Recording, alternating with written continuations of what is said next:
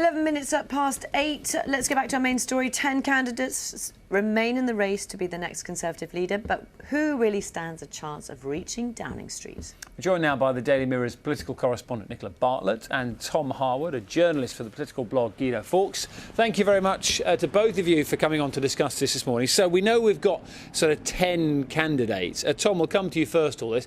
Out of those 10, how many are potential winners, do you think? We've really got a top tier of 3 candidates who've emerged above the rest in the last few days, really. We've got Boris Johnson, who's got twice as many declared MP supporters as the next highest, which is Michael Gove, followed very closely behind by Jeremy Hunt. And Hunt has a lot more momentum now over the last few days after he was introduced by Defence Secretary Penny Mordaunt, a leading Brexiteer. So he's trying to bring those sides of the party together, although his supporters overwhelmingly remain.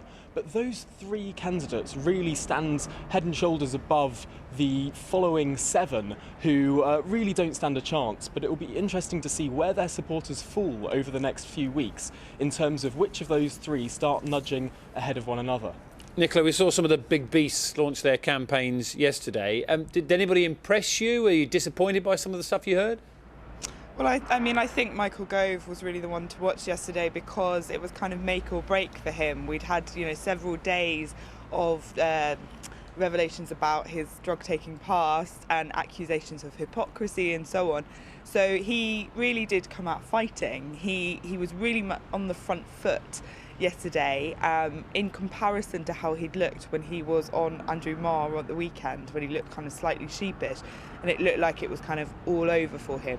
He came out fighting, he came out taunting Boris Johnson, who of course dropped out of the previous leadership contest when Michael Gove basically sort of shafted his former friend.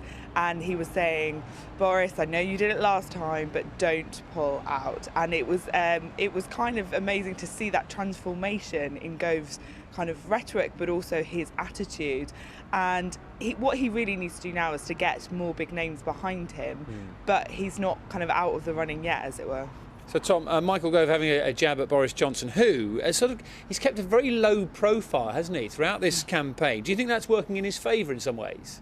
Absolutely. It's very understandable at this stage in the race to be talking to MPs. They're the ones who matter until we get down to those final 2 candidates, and then you go out and talk to the country.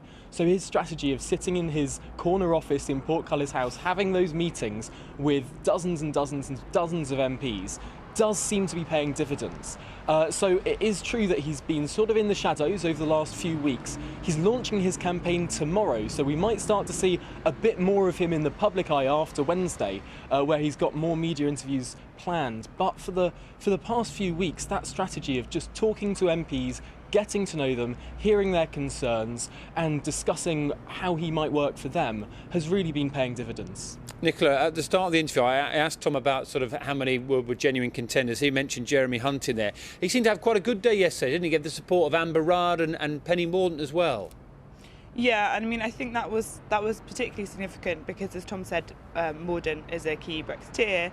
Rudd is obviously the opposite, so he is trying to show that he can appeal across the divide. He's also very much trying to say he didn't mention Boris Johnson by name. Probably, a good tactic, not always to mention your rival, but he had very thinly veiled references to Johnson's perceived incompetence, saying that he was kind of a grown-up, sensible politician. I think it was also significant that he had 2 former Women's Secretary of State for Women, because he had expressed his view on abortion, on cutting the time limit at the weekend from 24 weeks to 12 weeks. Now, that's a really difficult issue. He said it's his personal view and he wouldn't want to change the law.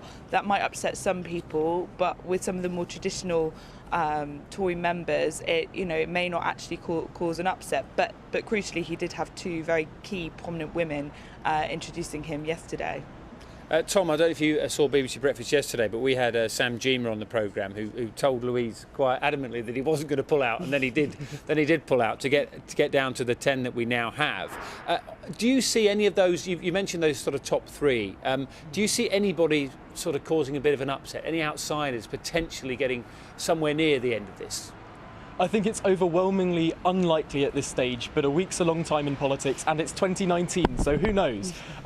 What we've seen in the last few weeks is that those 7 sort of lesser candidates, well, Dominic Raab's fallen behind in a significant way. He's lost the support of people that he was hoping to pick up, people like Steve Baker, people like Andrew Bridgen, the hardcore of the European Research Group, who've now fallen in behind Boris, who's been able to bring together those 2 wings of the Conservative Party in a way that hasn't been able to be outflanked on the Eurosceptic side by someone like Dominic Raab. But what we've also seen is that those more minor candidates have really only just scraped through, getting only the 8 signatures that were required to get on that ballot, only just making it through there. So we're probably going to see quite a big cull on Thursday when there's that first round of voting. It's interesting you mentioned Sam Gyimah though.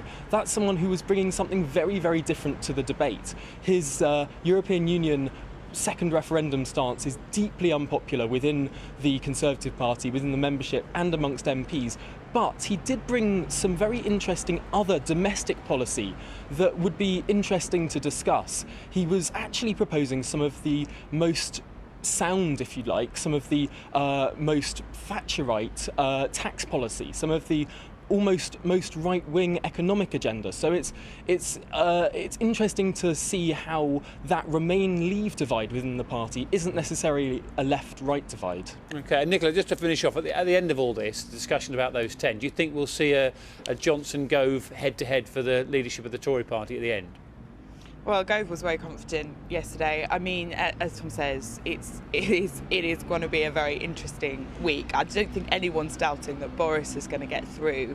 But, you know, these things are often hard to predict. Things come out about people, as we saw with Michael Gove, or people drop out for various reasons, and people's support kind of falls in often unexpected places. So I think, you know, everyone's pretty sure that Boris is going to be in the final 2. I think Boris would prefer to be up against Jeremy Hunt, and if he's up against Michael Gove, that might make things a bit more tricky for him and maybe a bit more interesting from those of us watching from the sidelines. Yeah, to steal an Alan Hansenism, you can't win it at this stage, but you can lose it. Thank you very much to the pair of you. Good to speak to you both about that. BBC One will be hosting a live election debate on Tuesday. That's when's that? Is that this week? No, next week. The 18th of June, between Conservative MPs who are still in the race. If you want to get involved, you can do by emailing haveyoursay@bbc.co.uk with your question. Include your name and contact number if you're interested in as well in asking it live on the night from your local BBC studio. And thank you to Nicola and Tom for taking part in that. Really fascinating to see exactly where that's sort of going to pan out. 10 at the moment, down to 2, and then those 2 get voted upon by the Conservative and quite a long membership. way to wait. Yes.